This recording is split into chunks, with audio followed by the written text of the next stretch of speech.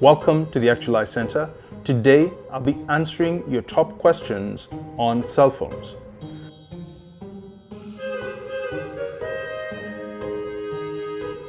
Now, cell phones are a huge part of our daily modern life, but it is important to use them in a way that is considerate to others and also benefits us.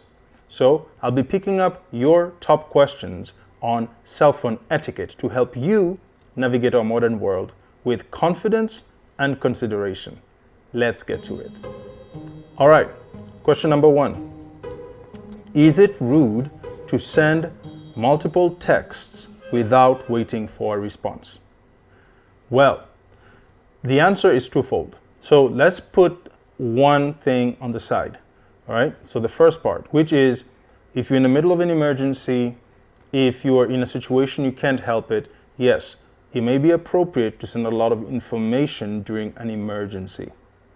However, on our day-to-day life, it is rude.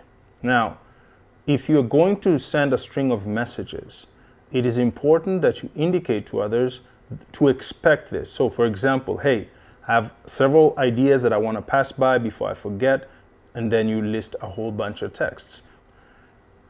On the other hand, if you just are used to it, a lot of people today are used to just texting and texting and texting.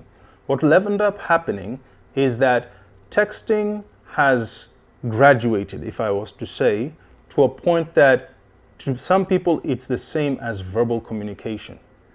So I want you to picture this. You're communicating with someone and they're not giving you a break. They're just talking and continuing, and it's a two-way, right? Just continue to talk, continue to talk. How will that be? That would be rude, right? So in the same way, this is what I will say. If you text, if the texts are more than 2, you must deduce. If it's more than 3, you must quit. All right? So give others a break, take a breather. All right, next question. Question number 2. How do I handle someone who constantly checks their phone during a conversation? It's a good one. Well, there's a direct and indirect method, right? For example, you can tell people, hey, I totally get it. You're busy. Can I wait for you to finish answering that call or that text before we continue? The one thing that you have to realize is psychologically, all of us have become attached to this gadget right here called the phone.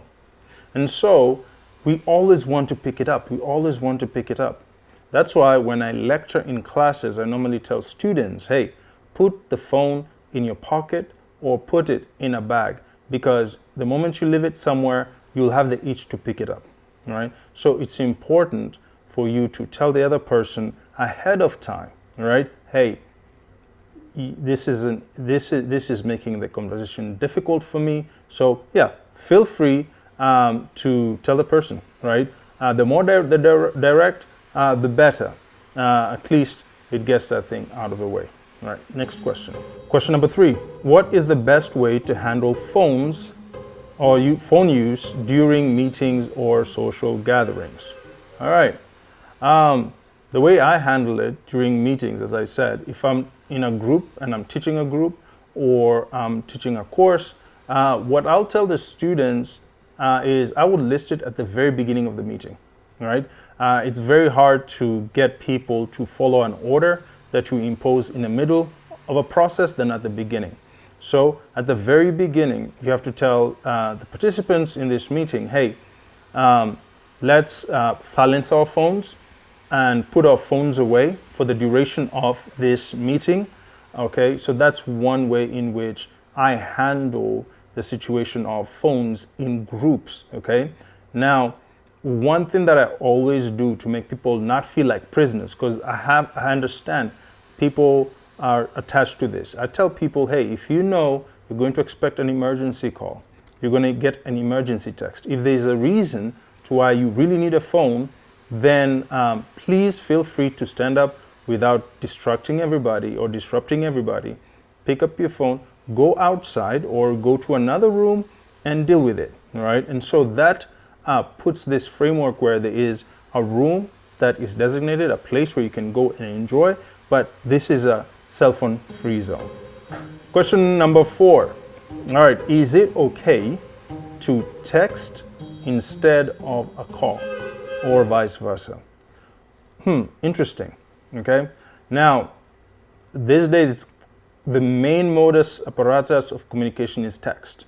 So it is appropriate to text in most circumstances when it comes to day-to-day life. Okay. In fact, I would prefer, most of the times for people to text during work hours, or when somebody's working, or when it's late and they're with their family, right? Because that helps you at least to notify someone, but not to have to call them.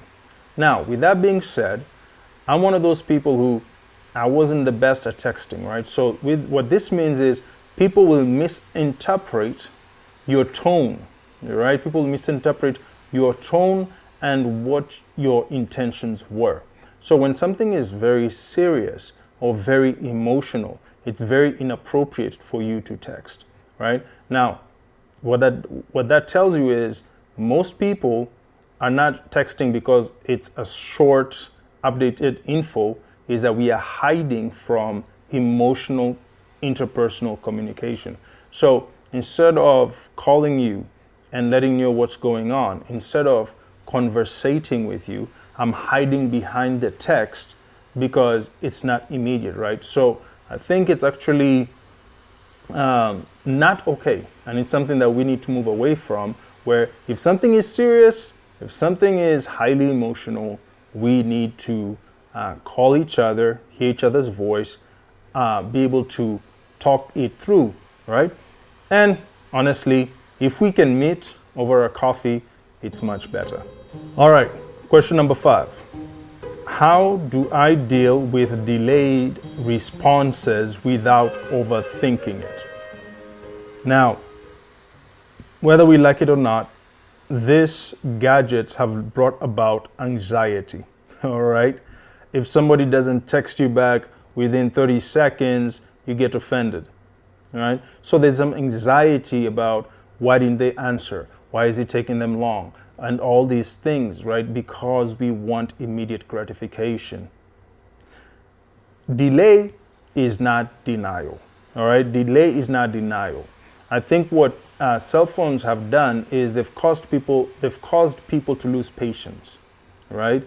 I remember times where when I grew up, people used to use payphones or house phones, right? You didn't have an ability to communicate with people constantly all the time, right? And actually, I heard a speaker talk about, there's a speaker or minister who was really offended because they would text somebody and that person wouldn't answer within the day. Here's the thing. We all need to chill out. We all need to realize that there's some anxiety with it. Relax. If it is not an emergency, they'll answer you. It might take an hour, it might take a day.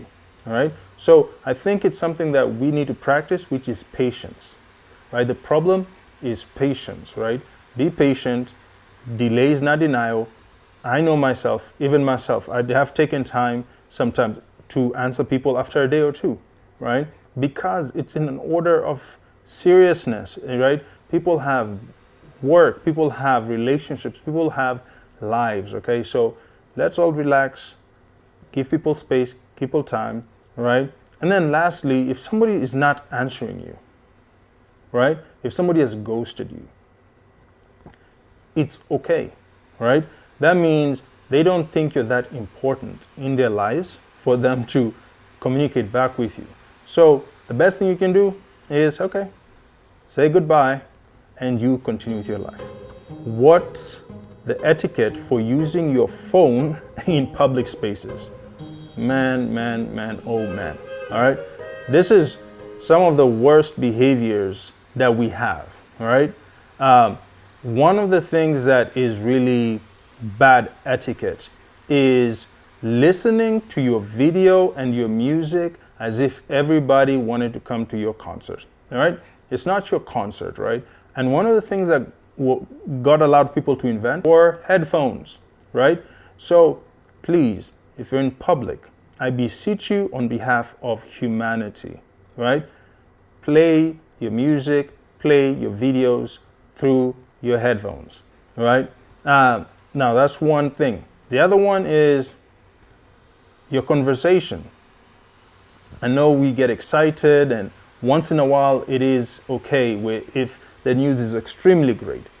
But shouting and talking on the phone loudly actually just causes the rest of the public to be very uncomfortable, right? So I think one of the big challenges with etiquette is just realizing that your tone. Now, in reality, most of us may not know how we sound and the level of volume that we have when we talk on the phone. So I would say, you have to practice. Go in front of a mirror, get in a bathroom, close the doors, tell somebody to call you, listen to just how loud you are. If you're so loud that it's echoing, then that means you're disturbing people in public. So again, on behalf of humanity, let us use our cell phones in a way that is conducive, right? With confidence, but with courtesy, right? Respecting each other's space, okay? And so please, I remember, I'll talk about myself, on the headphones, right? Headphones were not always so great. So one time I was enjoying my music in my headphones and I was blasting my headphones. But guess what? I was causing a disturbance to everybody else. And one person came to me and said, hey, excuse me, can you please turn down your music, okay? So yes, did not understand that I was disturbing others, right? I was just enjoying myself, thinking everything is good and everybody is good, okay? So please, I beseech you, no more loud videos, loud music, without considering that you are disturbing others. How do I set boundaries around my phone use? How do I set boundaries around my phone use? Okay. Here's the thing. Boundaries are important. And I'll actually say for the older folk, right? For parents and guardians and mentors, the next generation are really looking at you and how you model cell phone behavior. We have to accept that cell phones are now part of our lives. And so whatever model you give is what the next generation will have, right? If you lack boundaries, you cannot turn around and tell kids, hey, get off your phones, too much watch. Well, they're watching what we're doing and they're going to repeat it. So one thing that I like to do is, for example, when I come home, right? Know different zones, okay? Have different zones. If I'm home, I don't want to spend my whole day looking at a phone. So one of the things I do is I make sure I put a boundary. I don't want the phone to be anywhere close to me. In fact, many times I don't like the phone within reach, right? Because there's that natural tendency, right, that we have built now where within 2 seconds you're taking a phone, looking 2 seconds. And so you're constantly amusing yourself instead of musing. Musing is the art of meditation. Musing is the art of stillness. Musing is the art of being able to reflect, to think, to listen to others, okay? But because of cell phone behavior, we are constantly plugged in, right? So there's no boundary. When I start a conversation with someone, I'm talking to them while I'm doing this. When my child is talking to me, I'm doing this, okay? So this is very unhealthy. And so we need to set boundaries. And one of the things I would say is limit this thing, limit it, okay? And it also will take practice. Let me tell you, you may not think you have dependency on cell phones, but we have grown as a human society to have a great dependence on these tools. Now, it's a tool. So that means it's your responsibility to make sure that this tool doesn't turn deadly, but it is for profit. And so my recommendation is only take it out a few times a day to scroll, to check on things. I would recommend probably give 1 hour dedication to where you look up your messages, when you look up what's going on, okay? The rest of the time, try to put it away from arm's reach. Put it in another room. Practice this behavior, and over time, you'll master it, okay? So please, that's what I will say is be more present. Every time you're using the phone, remember, you are amusing. And amusing is anti-musing. Anti being present. Okay? So really think about that when you're in the phone, you are not present in time. Okay? And you're not able to reflect, you're not able to think, you're not able to see others. To recap, all right, cell phones and cell phone etiquette is necessary and important. Cell phones have become part of our lives. The same way there is oral communication etiquette between two people, we should also realize we need cell phone etiquette.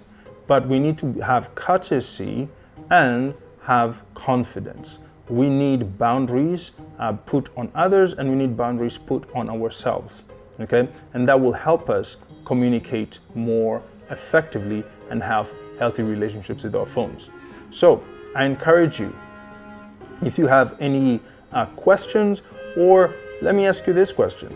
If you wrote a book on cell phone etiquette, what would you recommend? What steps would you give people? And do you actually think we need cell phone etiquette in this time period? All right. And so if you like this video, please subscribe, please like, and share with somebody that you know needs cell phone etiquette. All right. So last question. Well, it wasn't the last question, but all right.